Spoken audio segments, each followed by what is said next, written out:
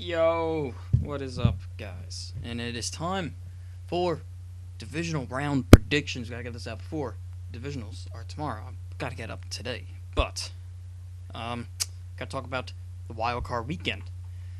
Um, so I got this game wrong, and I got these two right. So I was 50-50 on the wild card weekend. But this game was a little crazy, was it not? Chiefs blew a 21-3 lead. Titans made an epic comeback. Marcus Mariota throwing a touchdown pass to himself. That's pretty damn incredible. And that was apparently Alex Smith's last game. I don't know if that's true or not. I mean, there was a report earlier on in the season where he said, I don't want to play for the Chiefs next year. So maybe they'll trade him. Maybe he was just saying, like, maybe that was a false report. I don't know. I mean, I remember reading that. And who knows? And now DeMarco Murray is returning now, from what I'm aware of, because he was like questionable all last week, and then he finally decided he couldn't play. And now, pretty sure he's returning this week against the New England Patriots. And as for the Chiefs, their future looks bright because they have Patrick Mahomes taken over, and they got Tyreek Hill and Travis Kelce. Now, I feel like what a lot of Chiefs fans were saying was that Travis Kelce was injured, and for that's why they lost. That's why they blew the game, because their offense was gone. However, my argument is, well, Travis Kelce was out, and they still scored a touchdown that same drive. So the offense was still there. So you blew it. That's all I can really say. You blew it. And Falcons Rams just blew it. They just did not look good. And that's all I can really say. Matt Ryan's looking great, and going into the divisional round with a good matchup against the Eagles. And then as for this game, like Tyrod Taylor got hurt at the end of the game, and that changed that put a lot on the line for Nathan Peterman. No pressure or anything. It's 4th and 2, and if you don't get it, the season's over. No pressure. And then he goes ahead and he throws that pick right there, like 2 plays later. Jaguars did not look good on offense, but that could have been because the Bills' defense stepped up. Now they go on to play the Steelers. We'll get to that in a bit. And the Bills, I think, got a bright future. Could you make the playoffs again next year? Depends on how your offseason goes. Depends who's your quarterback. I feel like if Tyrod Taylor stays, and I feel like if they don't bench him, yes, I think they can do it again. Tyrod Taylor's fine, in my opinion. But if you want to draft a quarterback early, if you want to trade, try and get one of those studs. Trade with the Giants. Give it shady. Just saying. And Saints Panthers game came down to the wire. Great game all around, though. Everyone played great, in my opinion. And now the Saints move on. That's all I'm going to say. That controversial intentional grounding, I think it was intentional grounding. A lot of people say it wasn't, but if you look at what Cam Newton was doing, he was about to get sacked, and he just threw the ball away so he wouldn't lose the yards. It was intentional grounding. I hate to admit that, but yeah, I think it was intentional grounding. Now we move on to divisional round, and it's gonna start off the first game tomorrow. We got the Falcons against the Eagles. Let's talk about this game. We're gonna get a brief little talk about this game. So, the Falcons and the Eagles. The Falcons are looking really good going into this game, winning their last few games to make the playoffs, destroying the Rams that were amazing all year. Now they have a shot to go back to the Super Bowl so they could redeem themselves for what they did last year. And the Eagles,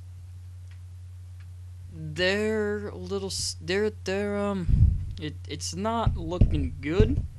However, Nick Foles has had 2 weeks to prepare for this, and I feel like this team is ready for this playoff game.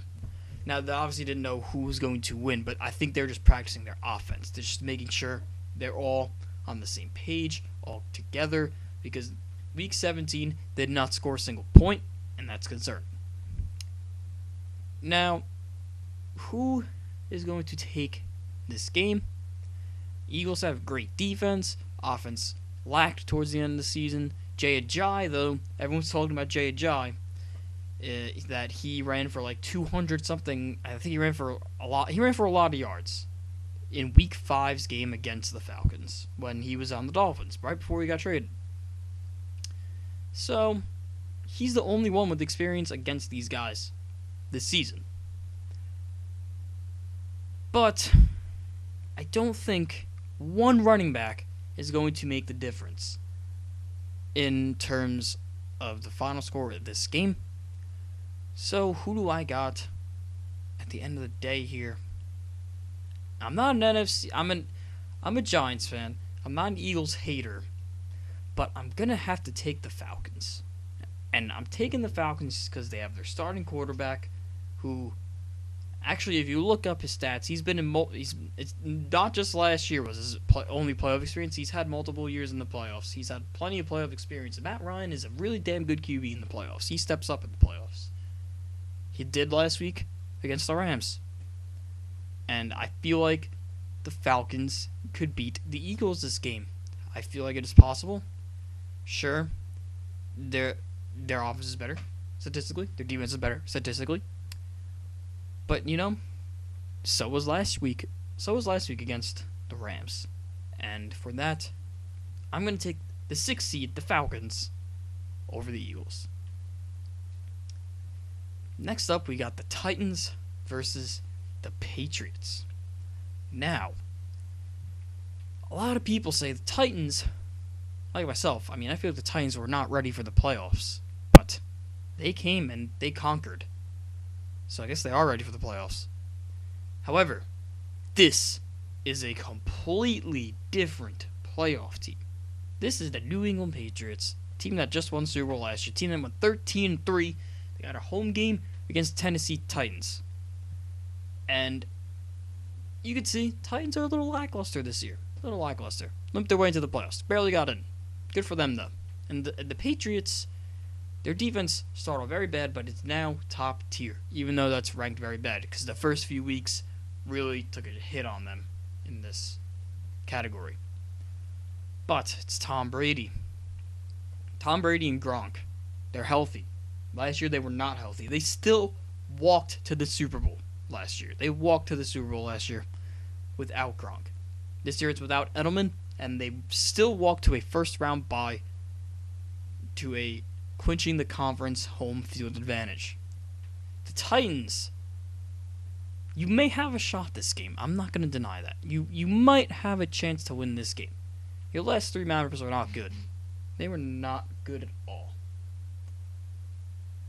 But you know what? It's 2 completely different teams now. Randy Moss is on this team, if I'm not mistaken. That's how long ago it's been. So, who do I got? Who do I got winning this game?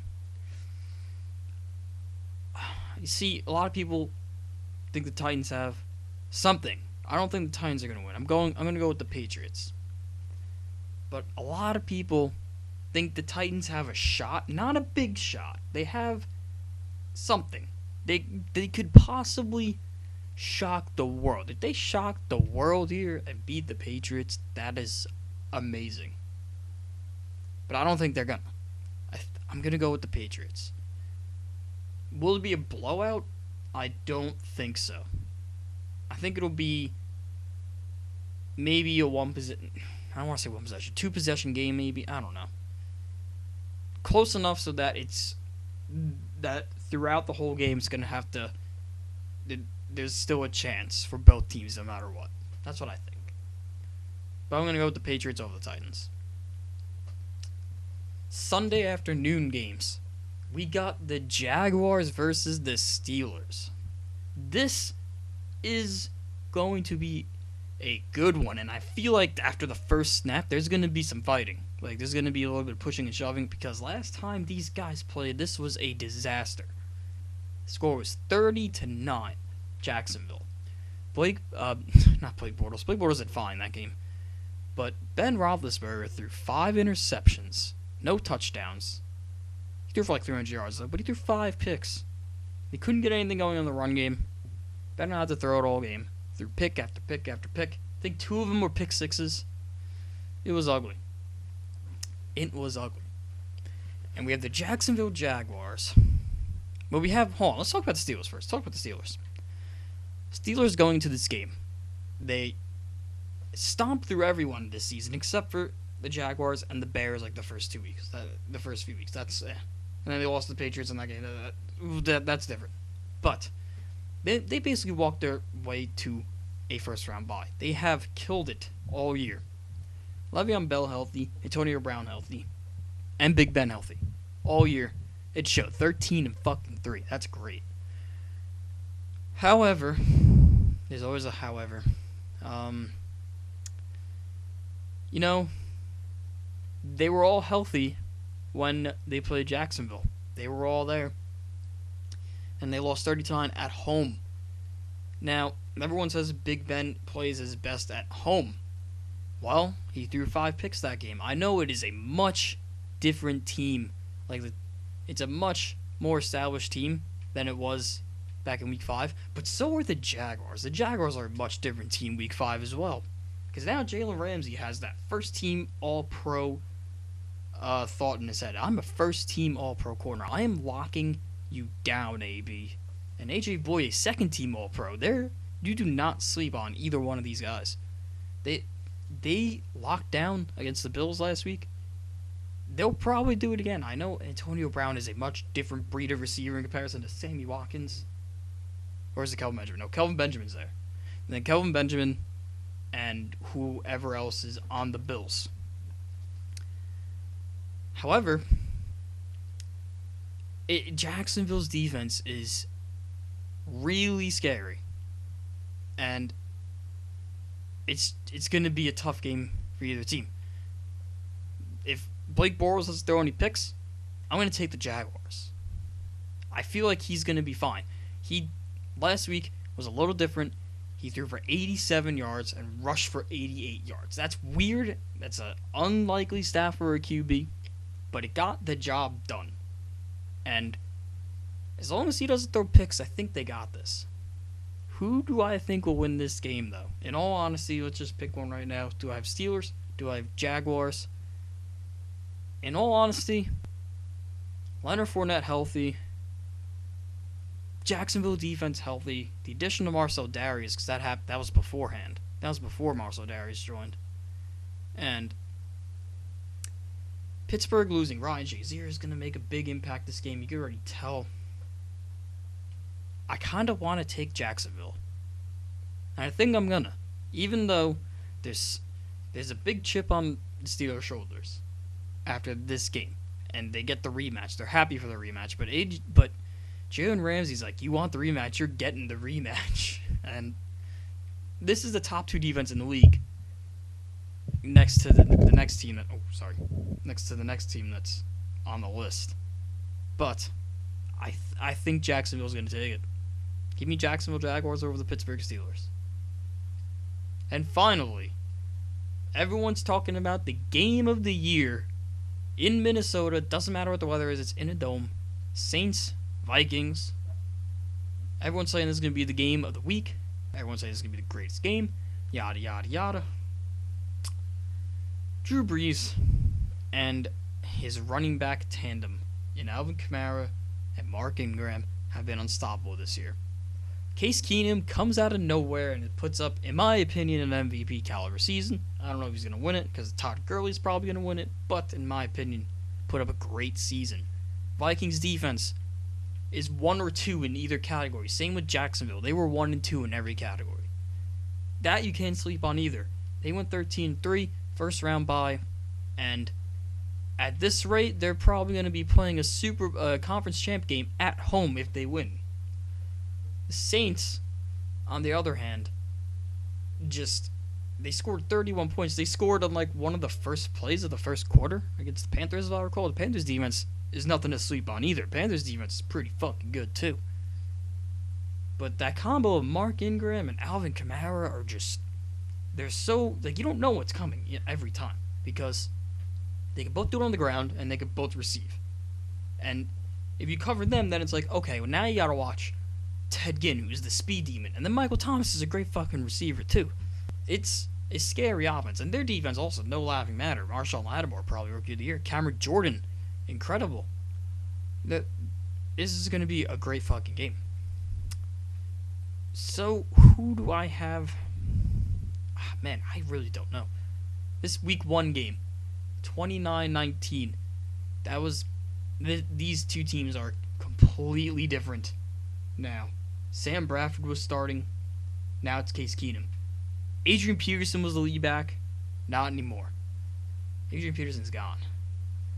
Also, their defense stepped up a lot than they did back then. Whew. This is going to be a tough decision. Do I have the... Both teams are so good. Both teams are so good. Can't wait to watch this game. Doesn't matter if it's snowing. They're in a dome. Saints love playing in a dome, but so do the Vikings because that's their home stadium. I think I'm gonna take Minnesota. I'm gonna take the Minnesota Vikings. I'm gonna take the Minnesota Vikings over the Saints. And yeah, I'm gonna go with that. Let's go with that. Minnesota over the Saints. Tough decision. It's gonna be either a close game or it's gonna be a fucking blowout between one of the two teams. But it's probably going to be a close game, and I can't wait to watch this game. Yeah, guys, those are your predictions for the divisional playoff round. Let me know what you think. Let me know what you think in the comments below. Good picks, bad picks. Who do you got in these games? Let me know. Guys, leave a like, subscribe to all that crazy stuff down below. Thank you for watching. I'll see you in the next one. Peace.